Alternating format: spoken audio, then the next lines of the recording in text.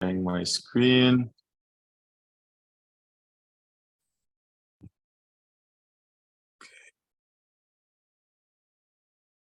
All right, so on the go, today we're going to deep dive into the mechanics of career planning in 2023. And in a nutshell, 2023 is a very different year from any other year you guys have encountered maybe the past 4 to 5 years, depending on what you guys do. If you're students, if you're fresh grads, if you're actually employees or self-employed today, 2023 is going to be a very, very, very big learning year and a chapter that we're going to be remembering during our professional life. So this is why I really wanted to focus on deep diving into the mechanics of this year. And I'll be taking you through how this year is different, why it's different, and how we can actually plan our career throughout such a volatile and intense economic situation. All right, so those of you who don't know me, you can consider me as a friend, not only as an instructor. My name is Kareem. I'm a director at DataCamp. So what I do at DataCamp is that I actually manage the account management department, and I also oversee the Middle Eastern sales department. And I also volunteer for DataCamp Donates. As you might have heard, City.AI actually uses DataCamp Donates. So I'm the volunteer for the Middle East. Middle Eastern users of DataCamp Donates are indeed my clients, and I do have a hands-on, let's say, relationship with them, including City.AI. And I'm also an angel investor in tech startups. So if you were to plan to ever take the risk yourself and follow this journey, feel free to reach out to me by LinkedIn. You can share the deck and we can take a look at that from there. So enough speaking about me, let's jump into the agenda for today. Let's start off with job market volatility in 2023. Then we're gonna be looking into CV building. I'm not gonna be taking you through each step along the way of CV building. I'm gonna actually be pointing out the do's and the don'ts today. Recruitment in tech, like how can you look for jobs? How can you oversee vacancies that fit within your expectations, and future-proofing your career, how to ensure that your career future-proofed, it's safe, it's in safe hands, and also ensure growth on the go. So job market volatility in 2023. Understanding the macroeconomic landscape. I'm not going to dig too much into finance or economics today, but in order to understand where you're going into as fresh grads or as job seekers, you need to understand the macro landscape of what you're going into. And if you don't understand the macro landscape, you won't be able to meet the expectations or set your own expectations. That being said, you won't be able to find a job or get to where you want to get. So if you take a look at the trends from 1980 to 2028, forecasted, of course, and you take a look at where we are today, you can see very briefly the difference between the red color and the blue color. The red color being emerging market and developing countries, and the blue color being advanced economies. By emerging markets, what are we referring to? We're referring to countries like South Africa, like Brazil, like India, like China. By advanced economies, we're referring to the US, we're referring to Europe, EU as a whole. And if you take a look at where the red curve is today, is something significant that has been looking on top of advanced economies, especially in 2023, where you can see a stagnation that's upcoming for developing economies and a big decrease, but also an expected stagnation for advanced economies. So what does this mean? This means that maybe 10 years ago, 20 years ago, or even 40 years ago, we used to take a look at advanced economies to find a job. Today, the world is your oyster. So really don't limit yourself to any kind of country or geo boundaries, because opportunities are everywhere. And you can seek opportunities literally everywhere in the world. This is something that has been changing today within our landscape politically and globally and economically. If you've been watching the news, it's everywhere that new currencies are being adapted to roll out on a global scale. And this is big news, especially for you as fresh grads to get a grasp of what's happening. That being said, understanding the macroeconomic landscape in a sense of GDP growth as well and contribution, the growth projections of emerging markets are much higher than advanced markets. And if you take a look at the contribution toward GDP growth, so by word GDP growth, what we mean is imagine that you have a pie, and out of this pie, you have contributions. So within this contribution, imagine half of the pie today is owned by China, India, and emerging markets. 30 or 40 or 50 years ago, not even one slice belonged to these emerging markets. So imagine where the potential is going. And when we say emerging markets, we also include Saudi Arabia, we include our region as the Middle East, which is part of these markets. So that's something that's very important to note, that we might be also witnessing growth in the region. So that being said, I'd like to jump off into a more specific landscape within the economy, which is the tech layoffs that have been happening. So if you are looking for jobs in the tech industry and have been looking since beginning 2022, you might have noticed that so many companies have laid off employees, starting off from Amazon, Alphabet. Those of you who don't know Alphabet, that's Google, Meta, including Facebook, Insta, Microsoft, Salesforce, also including Slack, which they have acquired. So all of these layoffs could look scary and could look worrying for any job seeker. And if you do take a look at these layoffs, the peak of these layoffs happened in Jan 2023, 3 months ago. So there is a misconception when it comes to layoffs. And if you are looking for a tech opportunity, I would say that you shouldn't be as worried as you think you should, because tech layoffs don't mean that the tech industry is falling behind. It's a misconception, and I'll take you through why it is a misconception. If you go back in time during the pandemic, most of the population on Earth was under quarantine and stayed home. So humans spent more time online. There was a surge in online activity, which actually brought tech companies to record level profits and started mass hiring to keep up with the demand. So I'll give you a very small example just looking at this graph. Let's say I'm Amazon and I am, for example, processing 100,000, let's say, orders a day. For 100,000 orders a day, I might need 20,000 drivers and 20,000 trucks. So the pandemic comes, it changes our lives. And now I have to process 1 million because all of, let's say, the phone shops, the clothing stores are closed during the pandemic, whether in Lebanon or anywhere in the world. So in this case, what happens then once all of these shops are closed? There will be more demand on e-commerce. And hence e-commerce will start hiring more. And if you take a look at where Amazon was in 2019, they were hiring 750,000 employees. Come 2020, don't forget that we ditched one quarter, 1.1 million. 2021 and 2022 were the highest years of hiring, 1.5 million each year. So where does this misconception of tech laying off stand? It does stand in a sense that if tech companies are hiring 1.5 million employees and laying off 18,000 employees, this doesn't mean that there are no opportunities in the job market. So you shouldn't be demotivated when you see these news. You shouldn't think that you might not have an opportunity to apply.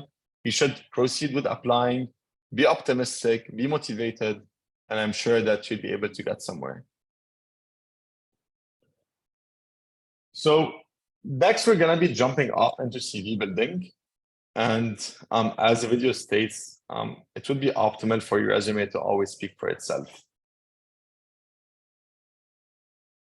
If you take a look at the do's, and as a matter of fact, a recruiter or a manager, for instance, if I am looking for an account manager, which I actually am, to hire, the recruiter or the manager would actually take 6 to 8 seconds of a look at your CV. And you shouldn't take that, let's say, subjectively or emotionally or feel offended about that. Imagine that this is their task as a recruiter, as a manager, to look at CVs, screen CVs, and ditch CVs on a daily basis. So in order to grab their attention, what are your do's? You have to be straightforward when you're building your CV. You have to be consistent. You have to include relevant information to a job you're applying to. If you're applying to be a sales rep in a tech company, don't mention information about your cooking skills. It doesn't matter. And be visually accommodating. So I'm just going to take you through two CV templates and two CV examples, and I'll ask you to include some feedback in the chat of what you think might be wrong or well in the CV. So I'm going to start off with Daniel Devaro, and this is a screenshot of his CV. That's literally like a random CV. It's not a real person. It's just formulated based on dummy data sets so that we can take this as an example.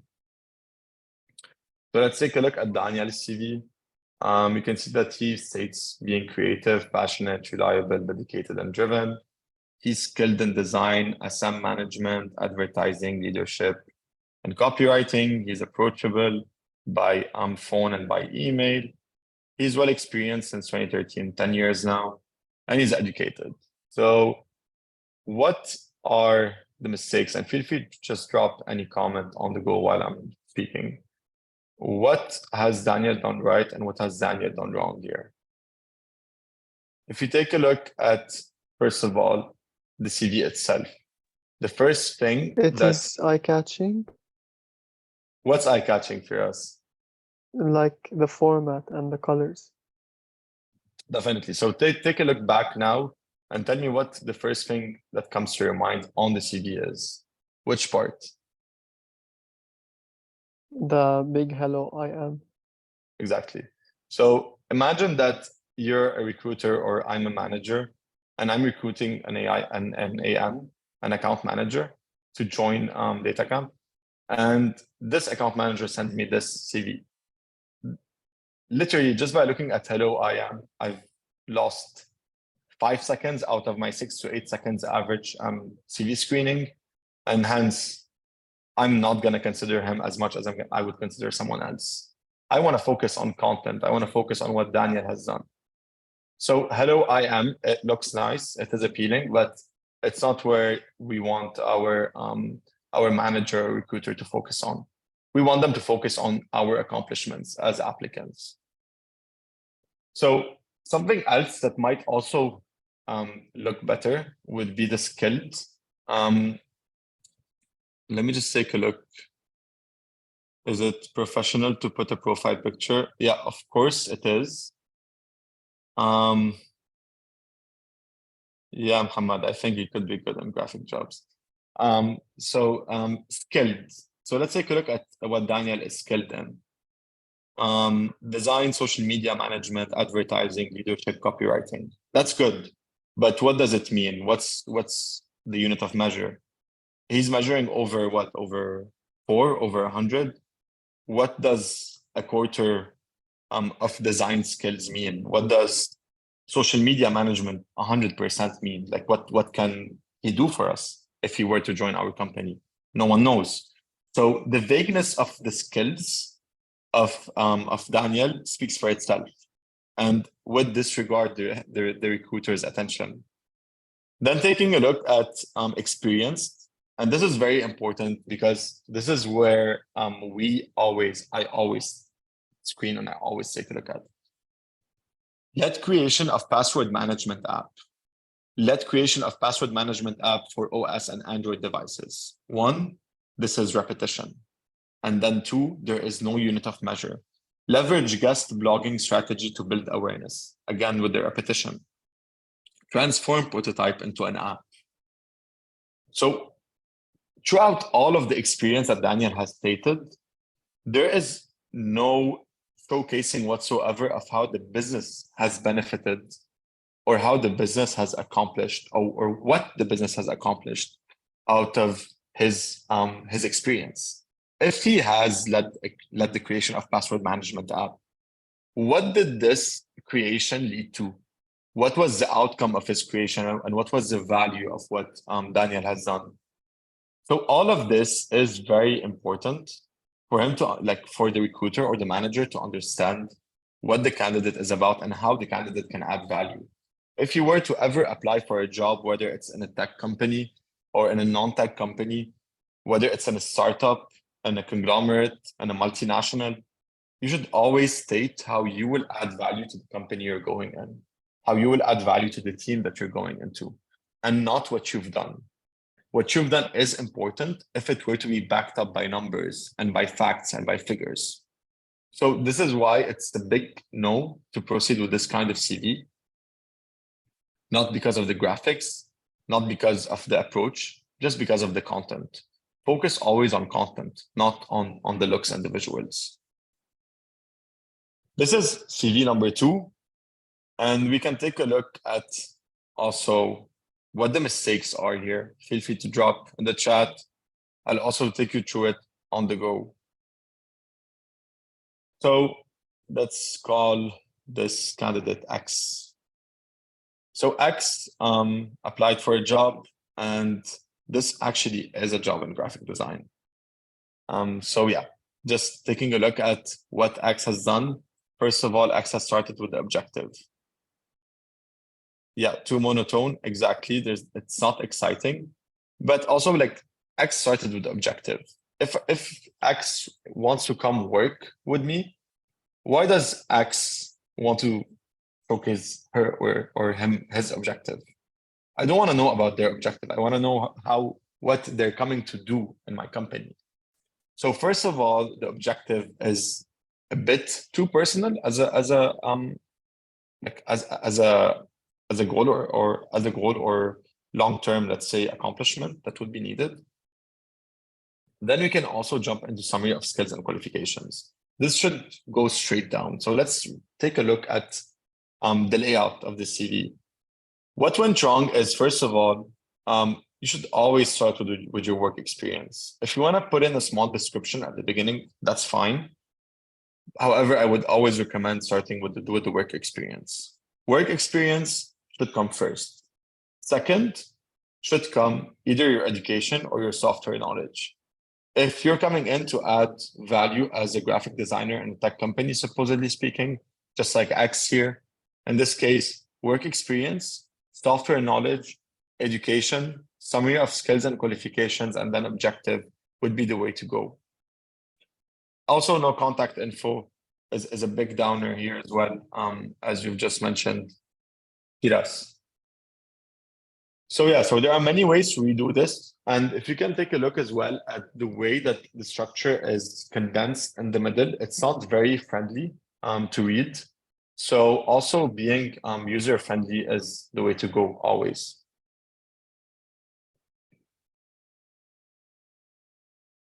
So that's also a big no as a CV. So what are the don'ts? Don't include diagrams portraying percentage of skills without a unit of measure. If you want to include the diagrams, if you want to include plots, you could. It's not a no. Any CV building is subjective. You can build a colorful CV. You can build a monotone CV. You can build a very well aesthetic CV and a very bad looking CV, but content is the most important. That's at least nowadays, and that's at least within the tech industry. Don't be too detailed on your CV. We don't want details. We want you to be straightforward, and don't oversell yourself. Overselling yourself and using I too much shows a lack of teamwork and a lack of collectivism at the workplace, which is a big downer for the manager or the recruiter that would be screening your CV. So just don't do that. Try to be as humble as possible. So what I've done for this workshop is I've built a CV myself. This is just made for here. And you can just take a look at it very briefly and see what I've done here. So first of all, if you take a look at my CV, let's start off with each highlighted section. The first highlighted section is my name, my picture. And for those of you who asked if we should include pictures, yes, of course do. It's always good to show face of who the person is behind the screen, to set expectations of who you're meeting with. It would make the manager and it would make the recruiter more comfortable seeing who the person applying is. Location. Location is very important dependent on where you're applying. If, let's say, I'm applying to a job opportunity in Dubai, the location of being in Dubai is a massive plus. I'm not saying you should lie in your location. In this case, I've put in UAE because I do spend at least 1 to 2 weeks a month in the UAE, which is a big plus due to the lack of job opportunities in Lebanon right now. If we were to have job opportunities in Lebanon, I would go for Beirut, Lebanon. No questions asked. As you can see, I also have 2 phone numbers. I'm not saying you should have 2 phone numbers, but just in case, a plan B is always a good move to have. Your email should always be listed, of course, as well. So I don't want to jump into too much details, but I just want to show you the way a CV should be processed. At DataCamp, I have a full-time job. I've been there for 2 years now. And I'll start off with the first job position. And as you can see, the weight of DataCamp that I've put in this CV is much bigger than the weight of Talkwalker or of L'Oreal or of Transmed.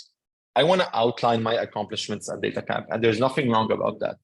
If you have 4 internships, but you do think that one internship has been the biggest learning experience for you and the biggest added value for you as interpersonal and career growth, in this case, there's no shame in outlining it more than others. And as you can see, if you compare me to the previous CVs, what I've done here is I've always outlined a unit of measure, created tier classification, which enabled the setup. There is storytelling. You can use storytelling, but what did it lead to? A 2 million ARR growth in sales. Launch AI playbook and internal reporting scheme. This showcases managerial and admin skills. Also led the account management team, also shows managerial skills. Then I jump right into numbers. 110% 2022 quota attainment, signed the first governmental client in the Middle East for 250K ARR, managed 5.3 million ARR. So always outlining numbers is a great initiative on the CV. And this is what your potential line manager or recruiter would be looking at. Then jumping into my next experience at DataCamp is also another example where I've been more brief because I wasn't the manager back then. I wasn't overseeing anyone at work. And I've been also very straightforward with the numbers. Also, again, just to outline, this is all dummy data that's been made for this workshop. Then jumping into Talkwalker. And if you take a look at what I started with is an award that I've got, then numbers of the numbers that I've achieved, an expansion, how much revenue I've got, how much responsibility I'm managing as client portfolio management and ARR. And when you see ARR in tech and SaaS business, that's language for annual recurring revenue. So how much revenue a company is getting. Customer success manager as well for MENA. And this is where I outline less and less. So the less senior I get, the less concentration I want to focus on the CV and weight. And the last 2 experiences were L'Oreal and Transmed. Now, if you were to ask me, if I were, for instance, to have a change of heart and want to apply to L'Oreal again, or want to apply to Procter & Gamble or Unilever to pursue a career in that and leave tech, then I would emphasize more on these 2 experiences and I would condense my DataCamp and Talkwalker experiences. So there's no shame and there's no harm in customizing your CV and making the good things show rather than everything show at the same proportion, because that wouldn't attract any recruiter or manager. And as you can see, I outlined the courses and certifications that I've got in SQL and Shell and R in paid social, while also outlining the languages and tools and skills. Education is also important. Feel free to always include your education and always feel free to include your grade if need be, if you think it would be of added value. If you're applying for a graduate program, they need a minimum of 3.6 over 4, and you have a 3.5, don't outline it. It's not that you're hiding. It's not that you're lying. That's not true. It's just do not outline what will not bring you value or what will not gain you a step ahead of other candidates. All right, so relevancy is also key. So I'm doing right here 3 scenarios. Each scenario is a different job that I'm applying to. So let's say we live in 3 different wards. Each one has a different dimension. And dimension A, I'm applying to a Python knowledge requirement job. So a graduate, I want to apply to a job that has a minimum requirement in Python. And let's take a look at my dummy CV here. The first course and certification is SQL. The second one is Shell, data literacy fundamentals, programming using Python, etc. So let's focus on what the job entitles. The job requires Python. So what I can do very simply here, and this is a very small example of how you can customize your CV on the go, is I can just replace programming using Python with SQL and outline programming using Python. The first thing in courses and certifications that the manager or the recruiter will see is programming using Python, then Shell. And this will attract them more to think that I'm actually good, or I actually understand Python, which will put me on top of the list. Next would be job B, Power BI. So my recruiter or manager or potential manager do not care about my Shell, data literacy, Power BI, SQL, or introduction to R skills. They care about Power BI. What I can do here very simply is I can put SQL downwards and outline introduction to Power BI, but also outline DAX in Power BI to show that I'm also not only a beginner in Power BI, but I also do have intermediate skill level set in Power BI.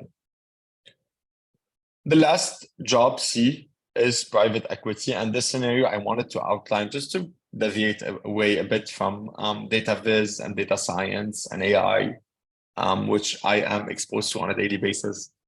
So yeah, just to get a fresh eye here, let's take a look at private equity. So very simply, what I can do is I can take a course in private equity online. There are tons of courses that I can recommend, or that I would recommend you guys start taking, whether in finance and data.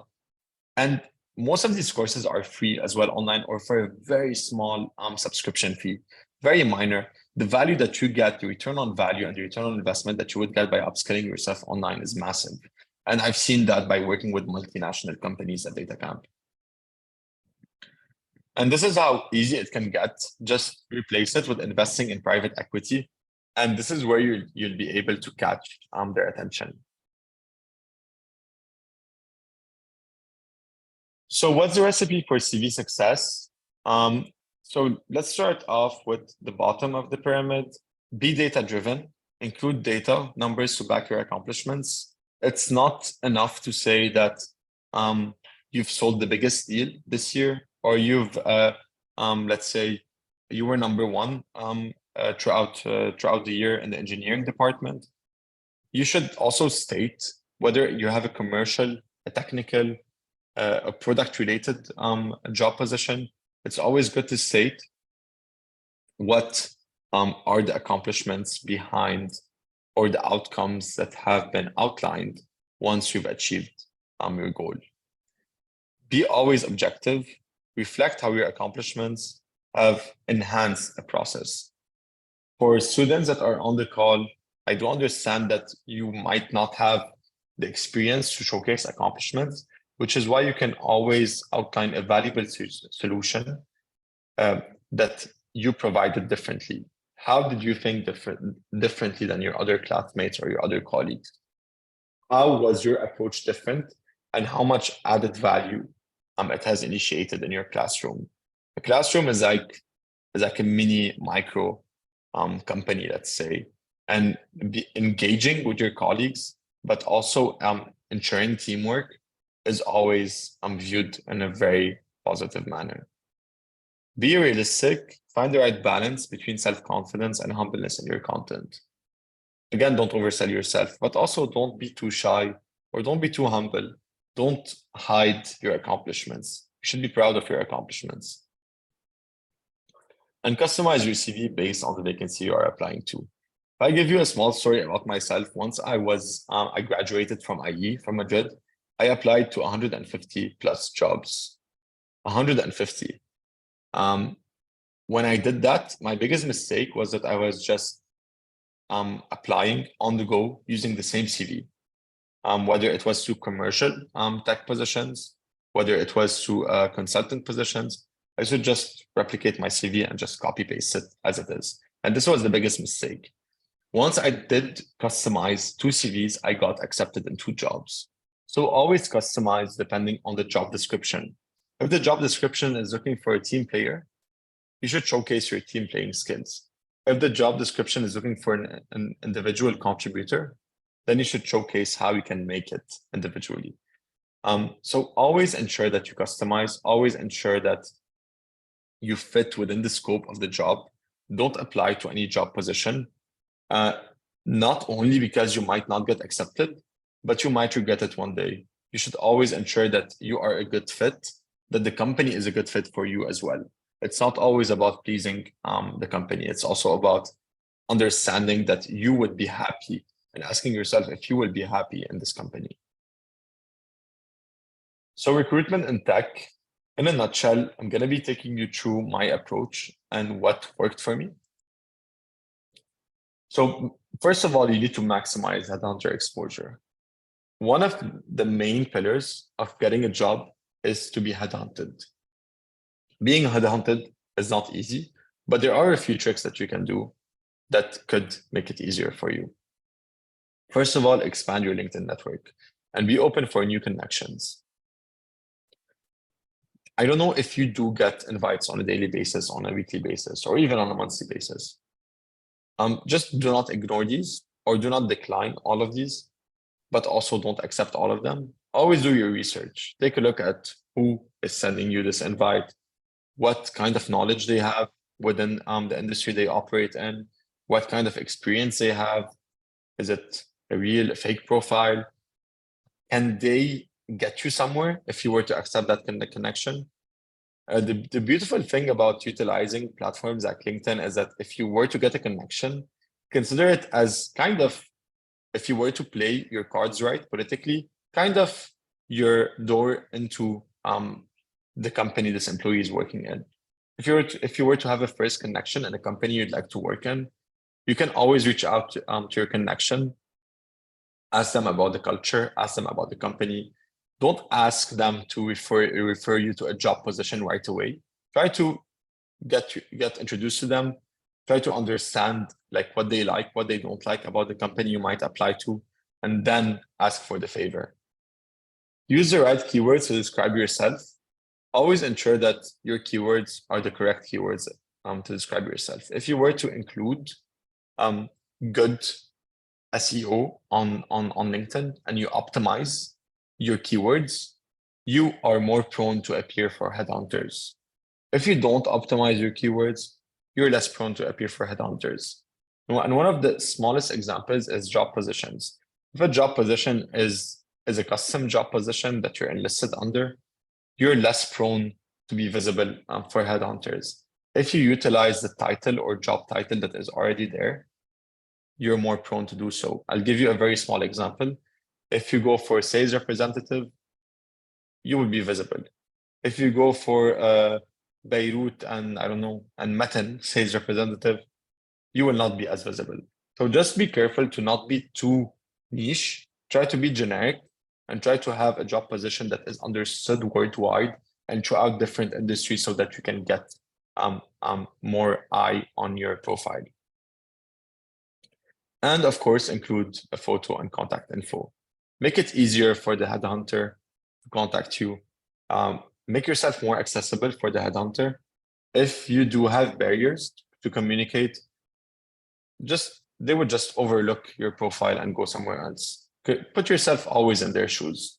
If you come in, you want to approach someone, they don't list their contact info, they don't list a picture, it's hard for you to visualize who you're speaking with. You would just look the other way. There are hundreds, thousands, and millions of profiles on LinkedIn that they can approach. So in here, I'm just going to give you some tips and tricks on how, if you were to want to move to a non-Arab country, how you can increase your chances of landing a job. So just to give you a bit of context, I used to live in Luxembourg and in Paris, and I used to work in both countries and cities. And one of the ways to find a job whenever you're applying to Europe or you're applying to the US or wherever you're applying to, in a non-Arabic speaking country, is to utilize your language. Language is a very big skill, especially for Lebanese folks that are on the call, that you can utilize. If you speak Arabic, then this is your competitive edge already that you have over all of the applicants that are non-Arabic speakers. But also, it's very important to look at immigration-friendly countries. I mean, what I'm giving you as content and as input is not for you to just start applying to job positions in New York or start applying to job positions in London or in, I don't know, in Paris. It doesn't mean that it will work.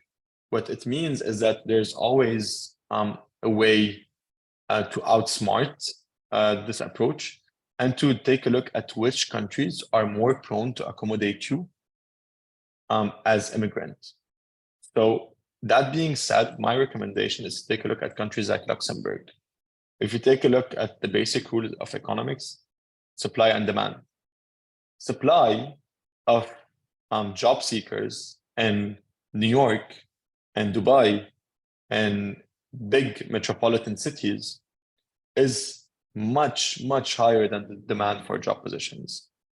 However, on the other hand, supply in countries like Luxembourg is much lower than demand, which is why they would need immigrants to come in and to be able to fulfill this talent and this demand for job positions. So just take a look at the screenshot that I've made here on LinkedIn.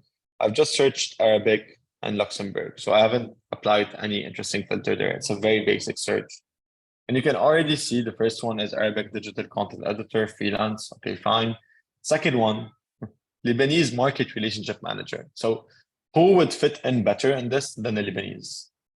Then Arabic speaking relationship manager, Middle East market. Also, if you're an Arabic speaker, that's a very big plus. And one of the main reasons why I got my job in Luxembourg with Talkwalker was due to my trilingual background.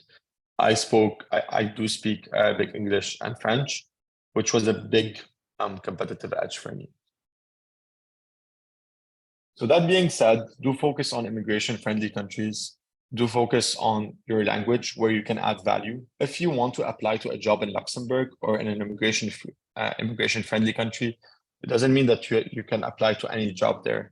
Apply to a job that needs an Arabic speaker, or if you're also a French speaker, that needs a French speaker. So another one also is searching for vacancies that are remote. For those of you who are not aware of this, I am working currently remote from between Lebanon and sometimes I go to the UAE, but based mostly in Lebanon. So I do work remote for an American company. And I would encourage you to always take a look at opportunities to work remotely. I am a big supporter of remote work. I do believe that it is a revolutionary era that we live in, and that this is the way to go moving forward. It does increase performance, it does increase efficiency, it does make employees happier, and it also maintains inclusiveness and culture attachments to the company if done the right way. So I would recommend also looking for jobs to work remotely. However, do bear in mind that whenever you're putting in the filter remote, and you put in, for example, an example like Saudi Arabia in the screenshot, this doesn't mean that necessarily that you can work from Lebanon. It might mean most probably that you can work remotely from Saudi Arabia, i.e., you get a job position, a job offer in Riyadh. If it's remote, you can work from Jeddah. This doesn't mean that you can work globally, remotely. So if you were to want to look at a remote job position, the location should be remote as well. Not only the filter should be remote. And when it does say hybrid, it means that mostly it's a 2-3 or a 3-2 rule, which means that you can either work 2 days from home, 3 days at the office, or vice versa.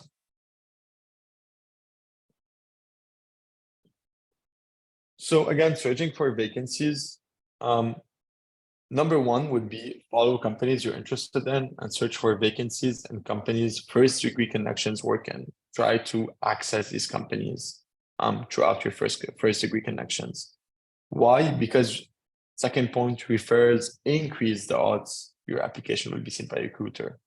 If I were to refer right now a potential candidate, the odds to be seen or to be considered, or just the fact that it will be a faster process, will increase the probability of getting an interview or of even being screened by the recruiter.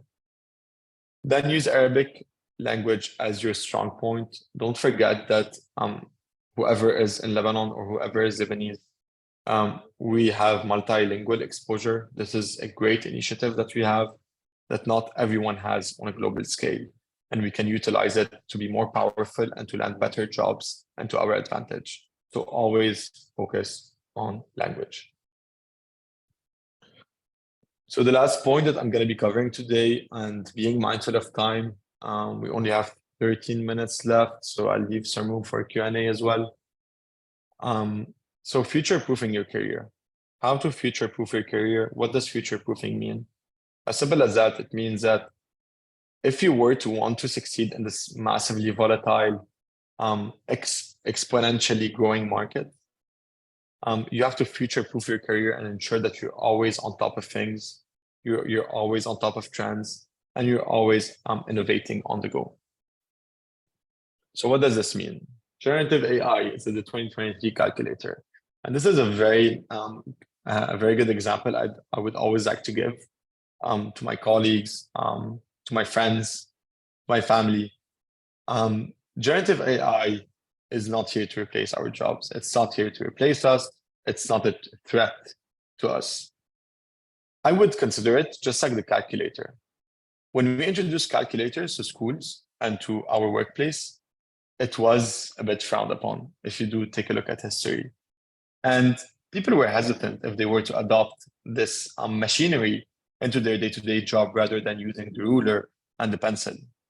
Today, we not only use calculators, we have CRMs that automatically calculate for us. And look where we are. We are still innovating. We are still here as humans working, and we are still growing. And using generative AI to grow would be the way to go. I'm not saying we should rely on it 100%, but we should utilize it as a strong tool that it is to make ourselves more efficient and to make ourselves more innovative and to make ourselves more perceived as leaders at our jobs. If we were to fall behind, you would not be on the top of the curve. If you were to not know how to use ChatGPT or not know how to use generative AI, you would not be on top of the curve. You would be perceived as less of an adopter. However, if you were to adopt it the right way, if you were to utilize it to add value to yourself and to your career, and to know your limitations with generative AI, this is when you would be doing it the right way. So second point on the slide is staying on top of any professional trend in the workplace is crucial, massively. And the third point, adopting ChatGPT. And not only ChatGPT, it's not the only generative AI breakthrough that's going to be coming in. I'm sure there will be much bigger and faster and more interesting market entries that are upcoming. And I'm very excited about that. And you should be always aligned with the marketplace. If you were to apply to a tech company, they're going to be asking you about generative AI. They're going to be asking you what you can do with it. And the adoption rate has been massive. So future-proofing your career, in a nutshell, first of all, for all of you who are fresh grads, undergrads, or even looking for jobs, number one would be to oversee your position. If you want to apply to a job, you have to understand what you like. You have to study what you like to do. Is it commercial? Is it product related? Is it technical? Then second would be researching companies. Company culture is very important factor. So you should take into consideration when applying to a job to ensure your success rate. If you were to apply to a job in which the culture does not fit into your expectations, then that's going to be a big and downside for you. Approach your network. There's no harm in approaching your network and asking for feedback about workplace to see if you're a good fit. Submitting applications. Also customizing each application on the job description of the vacancy and initiate the applications would be the way to go. And always keep upskilling yourself. And I'm not saying that just because I work for Datacom, but always being on top of things and upskilling yourself on the go is the way to ensure long-term interpersonal growth. So that's in a nutshell, what I wanted to cover for the day. I don't think we have it. Do we have enough time, Larissa, for Q&A, or is it almost? Yes, if you have time, it would be great. So if you have like 10 minutes, this would be great. So getting for the presentation, it was really nice. I also enjoyed it. Like great path. My pleasure. Yes, very interesting perspective and very relevant. Thank you, Karim. So Karim, we have Malak. She's raising her hand. Malak, go ahead. Hello, Karim. Hello, everyone. How are you? I have 3 quick questions, please. First of all, about the CV. As a recruiter yourself, what do you think of CVs that are more than 1 page? Is it professional? So just to outline, Malak, I'm not a recruiter, I'm a manager, but I was actually, in your defense, I was giving the example of recruiter/manager. So if I were to be a recruiter or as a manager, I do take a look at the candidates that are applying for a job. And having a 2-pager CV is kind of a downside. There's nothing unprofessional about it. What you should be doing is you should be making it easier for the recruiter or for the manager that will take a look at the CV to oversee your experience. So as long as it's easier, they're going to be more incentivized to contact you. If it's harder for them, they're going to be less incentivized to contact you or to reach out. Does that answer your question? Yes, somehow. So like that, I think leads me to my second question. Like the text size in the CV. Like if I want to emphasize on a certain achievement that I have, like add more details, you think I should make the text size smaller, or does that make it not visually appealing for the higher? So if you want to outline any kind of accomplishment rather than changing the text size, keep it as it is and emphasize more on it. So instead of writing 1 small line about it, write 2 to 4, 5 lines. You can initiate storytelling. Let me just show you a quick example here that I've done. Okay, so you can see it here. The first point, created the tier classification strategy, which enabled the setup of account management department, classifying accounts by client revenue rather than data camp revenue, leading to a 2M ARR growth in sales. So you can emphasize more by increasing the number of words, but having different text sizes is actually not very nicely viewed because it would ruin the proportions of your CV. Okay, thank you. One final question, please. Let's say I'm applying to a job or a scholarship and they require like a set of requirements, okay? And I have all of them, but like let's say excluding 1 or 2 skills or requirements. Do I give this scholarship or job a chance, or do I just give up and move on? So can you maybe rephrase that? So are you applying to a scholarship or to a job? Sorry. Either one, like a job or a scholarship. Let's Okay. say, for example, they require a certain, let's say, language level. Let's say they require a certain test in English, but I haven't taken this test.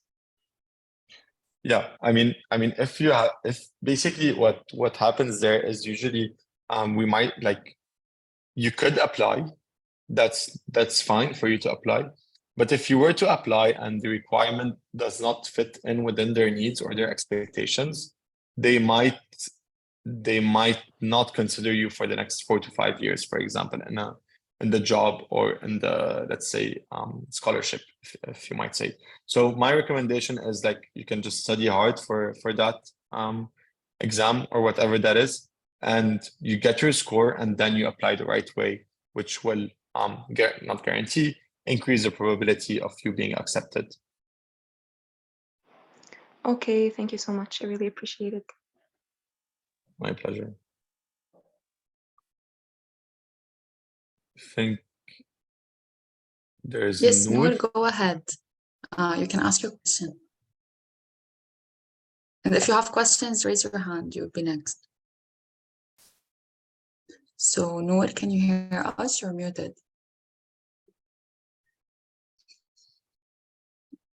Okay. I don't think Noor can hear us, but Jason, go ahead. Hello, Karim. Hello, everyone. So I have a question about the CV. Let's say, for example, where I did a project on machine learning. Can I add that somehow to the CV, or it's not important? You know, that's a project, a personal project, not a project for a company or something. Yeah, no, definitely add it. If it was it financially, let's say, was there any financial value behind the project, if I may ask, or was it just done as a hobby? Done as a to develop myself only, and through, to enhance my expertise in the field. So basically, yeah, what you can do is let me show you again. So if you take a look at what I've done here, if you look at the bottom right corner of the CV and you see the languages, tools, and skills. So you can add a small section and call it accomplishments, and you can outline your project there. Okay, if it has a financial addition, I would add it to the experience part. Exactly. Okay. You could add it to the experience part without having any financial value behind it. Okay. Yeah, you could. It's just that if you were to have other experiences, you should keep also some space for these experiences that are more relevant.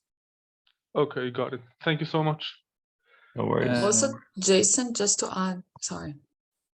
Sorry, Larissa. I just wanted to mention that you can always link your GitHub to your CV, and all your projects. I encourage you to keep your GitHub updated.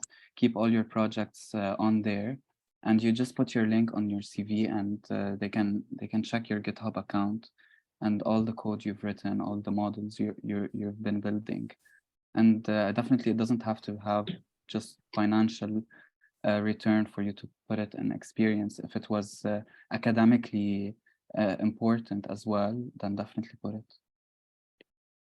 Yes, definitely GitHub is great, and also add the results that you got. Doesn't make sense to just add, this is the project that I did. You need to show what was different and what, for example, you learned. So start, for example, this is the accuracy that I got, and those are, for example, the stuff that I learned, not just in one line, but almost try to showcase the numbers and what different did you do in a clever way. And this is how the project would maybe be seen by recruiters. Okay, thank you so much. If you don't have financials, as Karim mentioned, but if you, for example, sold it, or if it's up in the market, this is really important because it shows that you passed a lot of stuff. Okay, thank you. Great. I think just Noor was being- here again. No. Yeah, just being careful with time. I'm gonna have to jump out and join my other meeting. Lisa. Don't worry. Thank you so much, Karim. And thank you everyone for joining. We will definitely share the recording. And if you have more questions, connect with Karim on LinkedIn. He would be of great support, I'm pretty sure. LinkedIn Would is love good, yes, to. Karim? Of course. Thank you. Okay. Thank you, everyone. Great. Thank you, Thank you. Karim. Have a great night. Bye, Bye. everyone.